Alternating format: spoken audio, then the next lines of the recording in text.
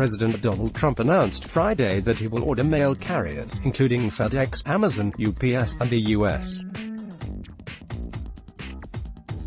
Postal Service, to search for the deadly drug fentanyl in packages sent from China. The announcement, which comes in response to new tariffs imposed by the Chinese government on U.S. goods, represents a radical move to combat the flow of drugs from a nation that ships an enormous volume of packages to the United States every year.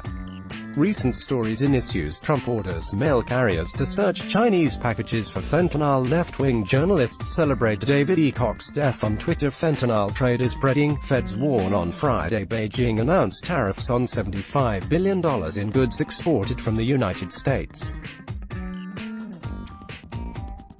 The new tariffs, which would be implemented September 1st, are just the latest volley in the ongoing trade war between the US and China.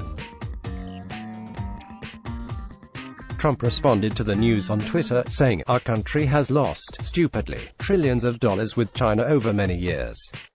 They have stolen our intellectual property at the rate of hundreds of billions of dollars a year. I won't let that happen. We don't need China and, frankly, would be far better off without them." Trump continued, "Our great American companies are hereby ordered to immediately start looking for an alternative to China." He further announced he would crack down on the fentanyl trade. "I am ordering all carriers, including FedEx, Amazon, UPS and the Post Office, to search for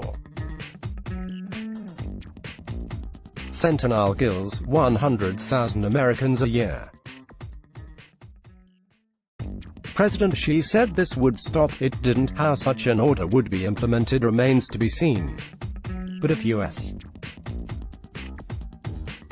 mail carriers were to substantially enhance the surveillance of shipping from China, or be required to presumptively refuse much of it altogether, it would likely have a major impact on the importation of fentanyl into the United States.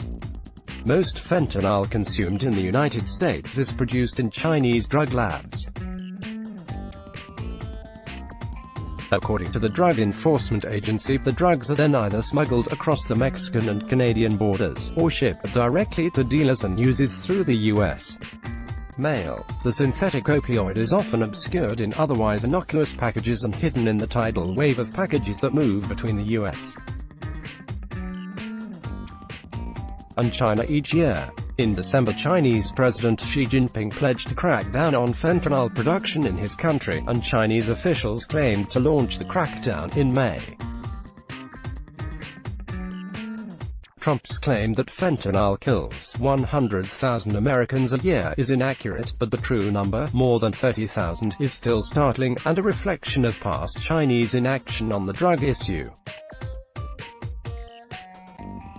A concerted crackdown on Chinese trade to reduce the inflow of fentanyl would doubtless have a negative impact on prices in the United States, and therefore on American consumers. Also, the fentanyl trade could spread in the coming years.